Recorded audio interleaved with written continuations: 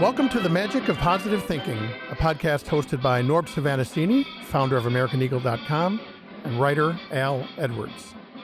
Norb, you are a sight for sore eyes, boy, I got to tell you.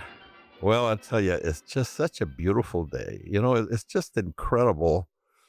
We've had like a week of rain. The rivers are over their limit, and today is just such a beautiful day, and the trees are blooming like crazy, and you got to thank God for this. You know, it's a miracle. It's the present it gives us every day. It's just phenomenal. Have you ever had allergies? No. Because a lot of people have allergies this time of year, and I've been suffering with that. I don't have allergies. Yeah, I get all stuffed I have up. some really bad toenails, but no allergies. You have no allergies, but you have a lot of bad habits. Yes. Right? Is that what it is? Exactly. Okay. Well, friends, it's great to be with you. I believe this is show number 48. And our wonderful producer, Brian, has said, Norb, on our 50th show, we might even do an hour-long special. Whoa, that's great. Wouldn't that be neat? Yeah, that would be. We're going to bore the... bore the hell out of people for an hour. An hour. For double the time. Yeah, that's right. Right. Anyway, if you've been listening to our show for a while or from the beginning, you know that our whole idea of this show was founded on a recording called The Strangest Secret, for me to say, by a guy named Earl Nightingale. And when Norb was a young insurance salesman, he was given this record called The Strangest Secret. And then when I was about 16, Norb gave me a copy of that record. And the strangest secret, friends, is that we become what we think about. And today, so Earl Nightingale did this recording, and then later on he did different programs and stuff like that throughout in the 80s and up until his death, really.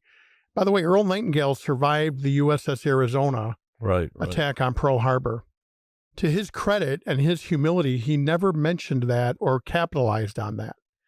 Yeah. He mentioned that a lot of his friends died in World War II, but he never mentioned that he was on the Arizona. So what a humble man, because it would be really easy to... He was really a unique person, really. Yeah. It would be very easy to exploit that, right? That he survived Arizona kind of thing. So one of the later recordings Earl Nightingale did on this same theme was called Lead the Field. And I originally had this on cassette, then I had it on CD, and now I have it on Audible. So the technology continues, but the messaging has never worn out. And as a matter of fact, every time I listen to Earl Nightingale, I hear something different. And I think you and I have talked about that. Oh, absolutely. Yeah. Because the recording hasn't changed, but I've changed, and I hear something new. Of course. So I was able to download the little book that came with the program called Lead the Field. And I came up with some quotes here that I'm going to read to Norb, and I want to get your instant reaction on them because I think you're going to really enjoy these. Okay. The first one is the great Spanish philosopher Ortega reminded us that we human beings are the only creatures on the planet Earth that are born into a natural state of disorientation with our world. That is, while all other creatures are guided by instinct of which they are unaware and which they don't have the capacity to question, each of us as a human creature was given the godlike power to create his or her own life. You know, it's really interesting because this weekend I had a discussion about that with another gentleman, and you know, when you think, we've talked about this before, that you know, outside of the humans, which have the ability to reason out and think, most other animals are robot-like. Robots, yeah. And they use the term instinct, and a lot of people don't like the word robot because it signifies something, but I don't see anything wrong with it. And when you see these little birds, you know how to make a nest they come out of an egg and they know how to do it. Without going to engineering school. And you know what's interesting? We have the ability to make a decision. And with that, I just had something happen to me this week that was really, really interesting. I met probably one of the nicest and richest persons I've ever met in my life. Now, I don't mean from a money standpoint. Right. but I have a place that's kind of hard to get to, and I had something delivered. It was a big thing. I needed a truck to deliver it, and the guy called me. He couldn't find my place, so I actually had to drive out and guide him in. He asked me if he could turn around, and I said yes. And the guy was just a very nice, simple person. And when he opened the truck door, and it had one of those gates that lowers itself to the ground, so he put the delivery on that tailgate and very carefully brought it down. And then he went and he got a hand hydraulic jack, brought that very carefully, used the jack to bring this item to my house. And this guy did such a great job doing that. And I mean, when you think about it, it's a simple job, but he did it so nicely With such and care. with such care. And he was a FedEx guy, and so I actually handed him $20, and he looked at me and he says, "No," he says, "I'm very well paid. I thank God that I have this wonderful job." But he asked me if I went to a Dairy Queen, and I looked at him and I said, "Yeah, once in a while I go to Dairy Queen." And he says, "Well, next time you see somebody, buy them an ice cream, pass it Wow. on." And it gave me a couple of problems. First of all, I have to go to a Dairy Queen and find somebody to give. You're And morally I was thinking obligated. about, how to do it. And what I'm going to do is I'm going to give the girl at the counter the $20 and tell her, look, I have to give her more, maybe 10 for her. So the next people that come, just buy the ice cream for them, Yeah. And, but I envied this guy because he was normal guy doing his job, thankful for what he had, and he wanted me to be a better person. Now, how much better can you get, Right. That's a beautiful story. Yeah, it's a true story to just happen. And it really left me with such a good feeling, Yeah, you were really moved by this. Yeah, it really was. The care that he took with your item to make Yeah, well, sure that's it what didn't. impressed me Yeah. because he did everything perfectly. Because I've been associated in businesses with, I met a lot of truck drivers, and Yeah, and shipping. some of them are not the most careful characters you ever met. This guy was incredible. He was proud of doing his job. He did it well. It was just a wonderful, wonderful moment, and I wanted to share that with everybody. And again, it's because what you just said, that we have that ability to make a choice. He chose to give thanks for what he had. Right. This is a incredibly nice guy, and I actually called FedEx, and I mentioned that I got a package delivered, and I don't know who your driver was, but I want to tell you, don't get rid of that guy. Well, that really is a beautiful story, and it actually says a lot about you that you were so moved by that because you recognize, and all these books we talk about from years ago, they call that the extra mile attitude. Yeah, and that used to be very typical, Right. I think, in this country because all my life I've lived here since I was 11, and this country used to be there were a lot of people like that, but now it's. Uh, I hope there's more people like that. It's rare as And hen's teeth, as they say. yeah, it was a wonderful, wonderful moment. So go ahead. That's beautiful. Thank you. Yeah. Well, actually, that fits right into actually the next very thing we're going to talk about. We all want good results from life in our home, in our work, and in all of our contacts with other people. The most important single factor that guarantees good results day in, day out, all the months and years of our lives is a healthy attitude. Attitude is the magic word. Attitude is defined as the position or bearing as indicating action, feeling, or mood. And it is our actions, feelings, or moods that determine the actions, feelings, or moods of others. Our attitude tells the world what we expect in return. If it's a cheerful, expectant attitude, it says to everyone with whom we come into contact, we expect the best in our dealings with our world. And that guy is the textbook example of attitude right there. Yeah, and the attitude is important in our lives because if you go with a spirit, a positive spirit that you're going to achieve or at least try, and one of the things we always say this. Al and I never practiced this, and today he didn't even tell me what he was going to talk about, and I brought a whole bunch of stuff, and I'm trying to fit whatever he just said, and I have something that I think fits it.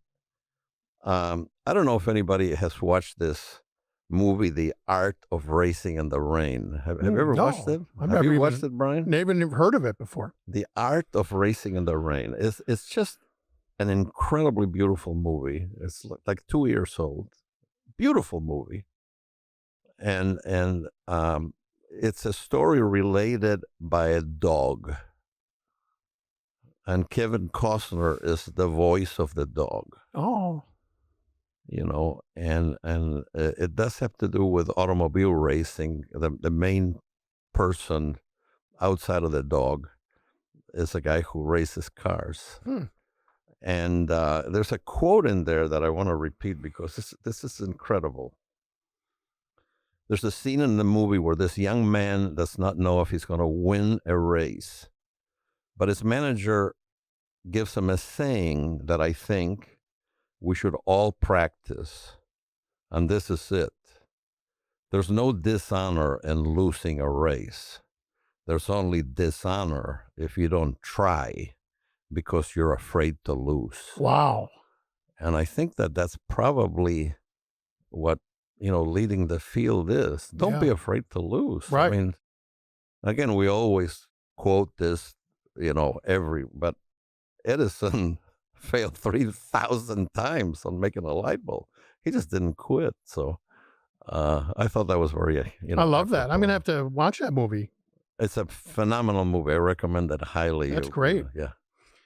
Well, your FedEx guy, I don't know if he's ever heard Lead the Field or The Strangest Secret. I'm sure he hasn't. He just... Was he a young guy, by the way? Probably, mid-30s, I would say. Yeah. Well, this guy obviously inherently knows these things. And he says, and it says here, success or failure as a human being is not a matter of luck or circumstance or fate or the breaks or who you know or any of the other tiresome old myths, cliches by which the ignorant tend to excuse themselves. It's a matter of following a common sense paradigm of rules, guidelines that anyone can follow.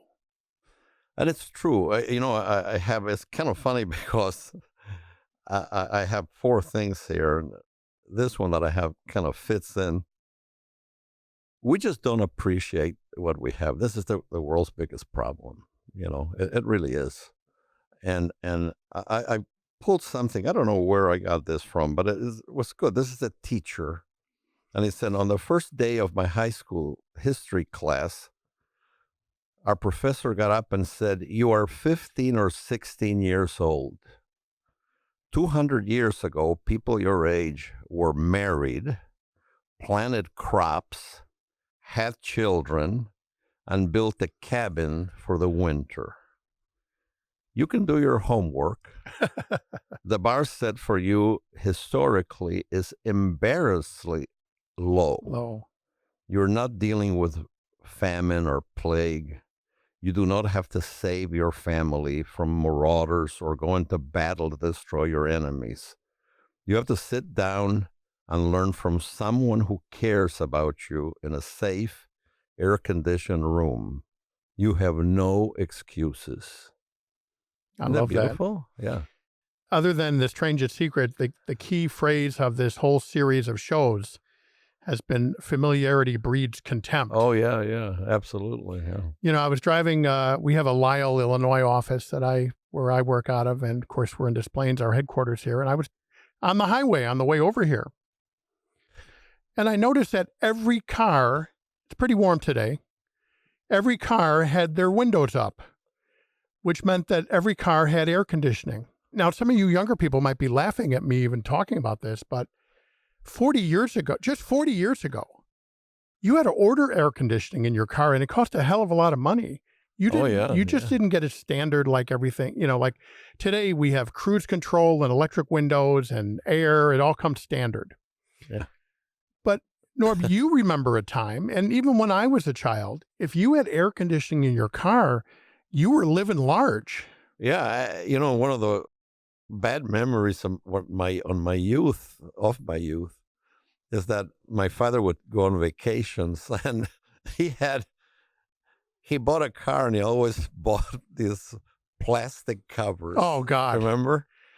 And you'd go out in the summer because of when you took your vacations, and I would fall asleep on this plastic, and I'd wake up with sweat and stuff, and it would peel off your back. Were open, and it was still hot, and it was just uncomfortable. I remember the first car he bought with air conditioning, and wow. That was a big deal. Yeah, and my God. And my first car with air conditioning was actually a 68 Chevrolet. Oh, I've seen a picture of that car. Yeah. Oh, that had air conditioning. That had air conditioning. And man, was I. Wow, was something. Yeah. You were it, man. Yeah, yeah. So it is something that it's a good thing to notice. Yeah, today, everybody, their windows, and probably they're listening to the music of their choice. Right.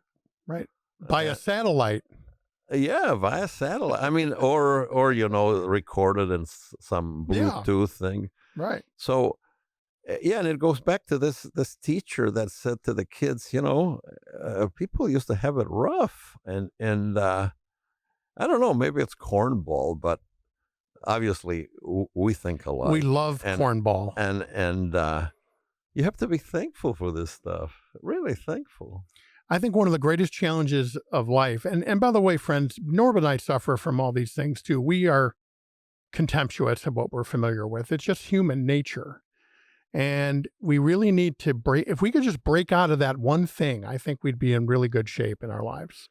Yeah, but I think you kind of need it. You have to know the opposite to know the other side, and that's one of the enigmas of life is, do you know what's good if you haven't seen the bad? And this goes again, nobody has seen the bad today, really. Right.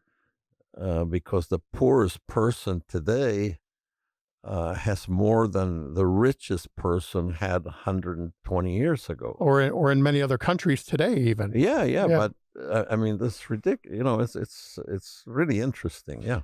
Well, and that's why the immigrant story in this country is so powerful. And I'll never forget, and I've said this a number of times, but when I was about 16, I said to you, and I'm sure most of you know, but Norb was born in Argentina, and he came here with his parents at the age of 11, which was what, 1952? 53? You were almost 12 when you came. Yep. He came here, and it's the typical American story, the great American story. And I said to him when I was 16 one day, I said, Norb, you're a greater American than anyone who's ever been born here. And that's because, not that Argentina was very poor or anything like that, but there are many countries where people are very poor growing up, and they come here and they realize the opportunities. And someone like myself who was born here and doesn't know any better, these people Well, I think it happens today. We have the advantage here of, in this company, to have a lot of people from other countries. Yes. We have people from India. We have people from South America. We have people from Poland. Europe. We have Bulgarians. Yeah. I mean, it's just unbelievable. And to the last person who is not born in this country, they look at me and they know that I'm also foreign born. They say, but these Americans don't appreciate what they have, do they? And it's obvious to us people that are foreign born that, and I grew up here, so Yeah. but some of these people have been here 2, 3 years, and they think that this is just incredibly wonderful, and uh, so it's just something. It's attitude, and again, the thing about we get used to it, and Right. familiarity breeds contempt. Contempt. There's no doubt. Yeah. So listen to this one. It is then our attitude towards life that determines life's attitude towards us. Cause and effect. Everything we say or do will cause a corresponding effect. If we are cheerful, glad to be experiencing this miracle of life, others will reflect that good cheer back to us. We are the kind of people others enjoy being around. And here's a test. Here's a way to evaluate the quality of your attitude in the past. Would you say that people tend to react to you in a smiling, positive manner, giving you friendly greetings when you appear? Your answer to that question will tell that story. Well, yeah, we talked about this before. That it's as simple as just being nice. Be nice, and the response 99% of the time is they'll also be nice. There's Absolutely. always one idiot that is not nice. It's just a miserable, a miserable person that son of a gun. And this comes to the quote that I have here, which I really like, which fits this maybe. Whenever I'm faced with someone spreading negativity in any relationship, Mm-hmm. I remember the old saying, misery loves company. Absolutely. And I'm also reminded to be mindful of the company you keep. I think we have a problem right now in society where there are so many divisions about everything that it's getting to be ridiculous. And that reminds me of another. This is a scientific study, which I don't know if I've ever said it here before, but it's worth mentioning again. This is a scientific study. This isn't some thought or anything like this.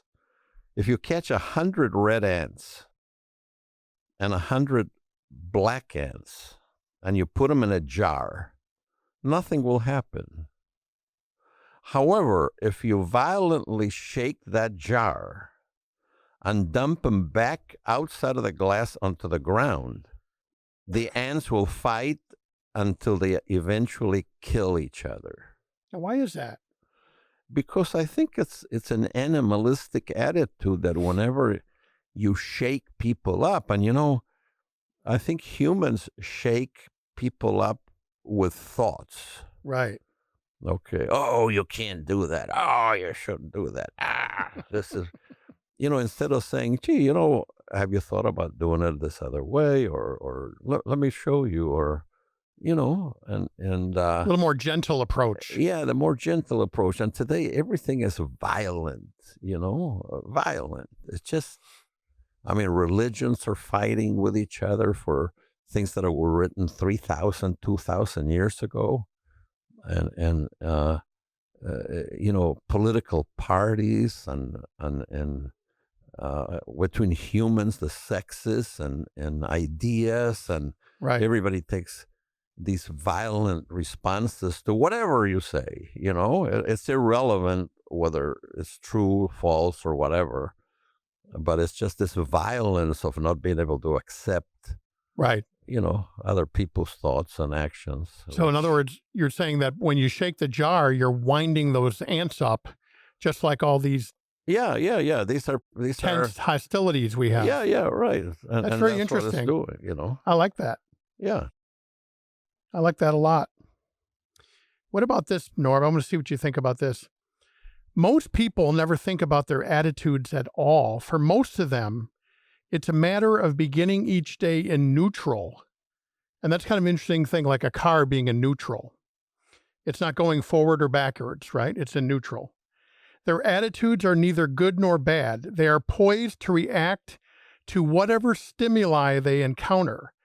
If the stimulus is good, they will reflect it. If it's bad, they will reflect that too.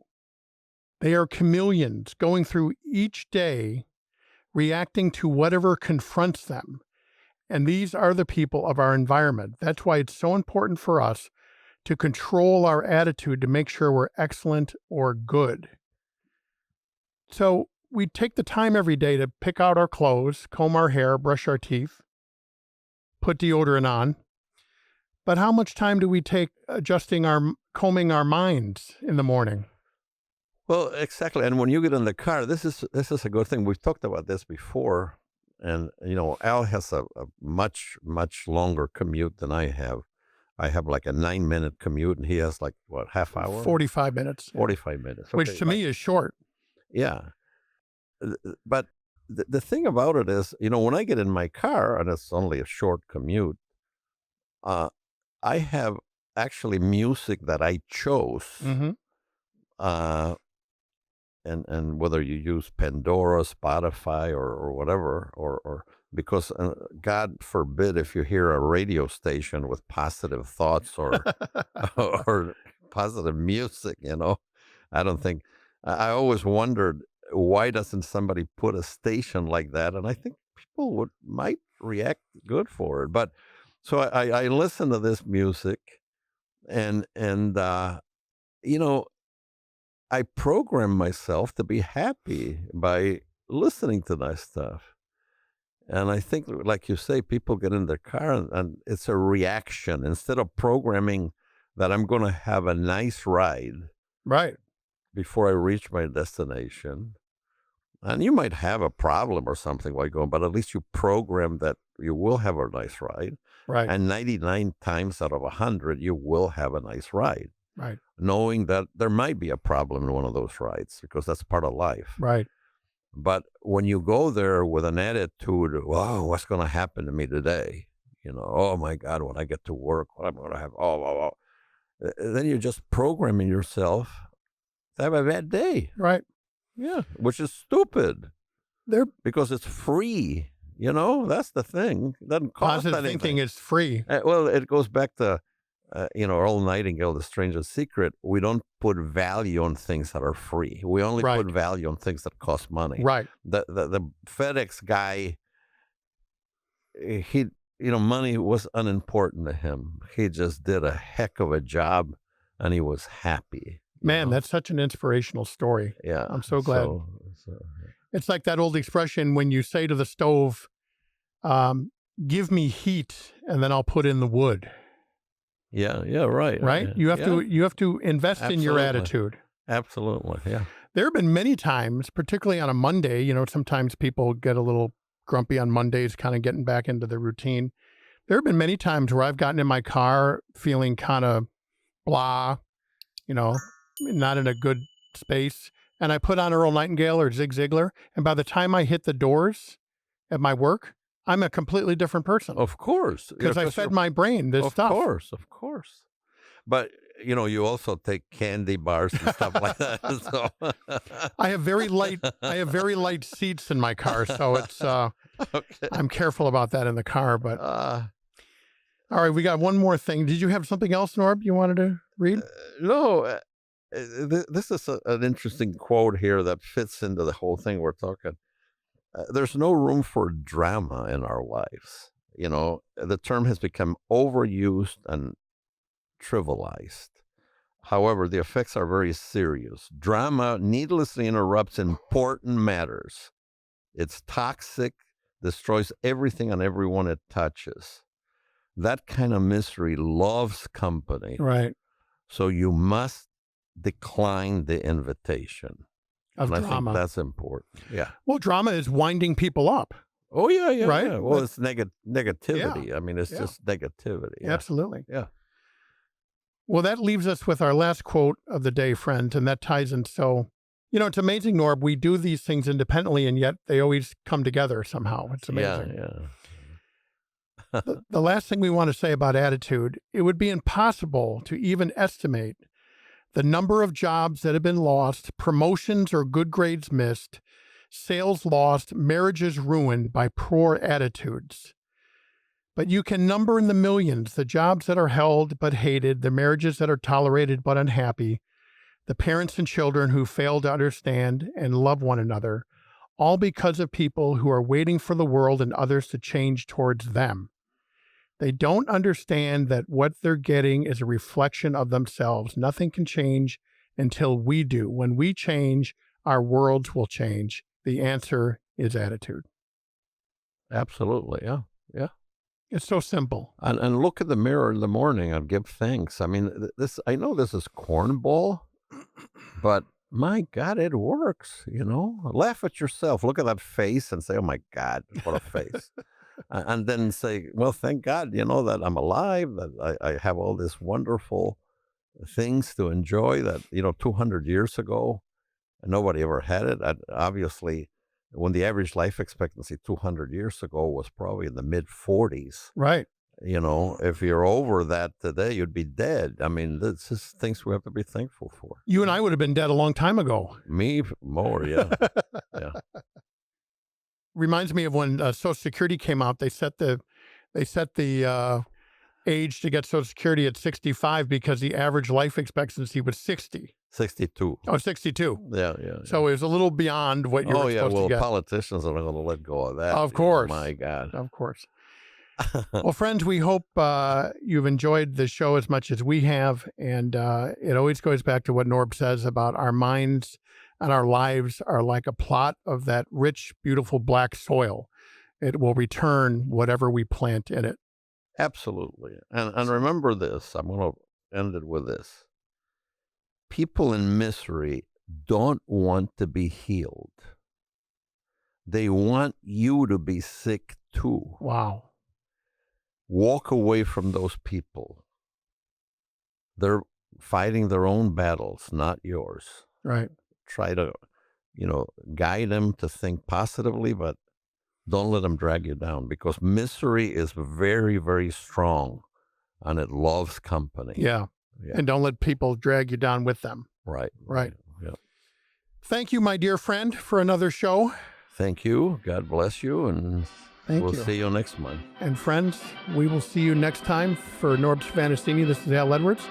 And go out there and do your thing. Be positive. Be positive. Yeah. Thank you.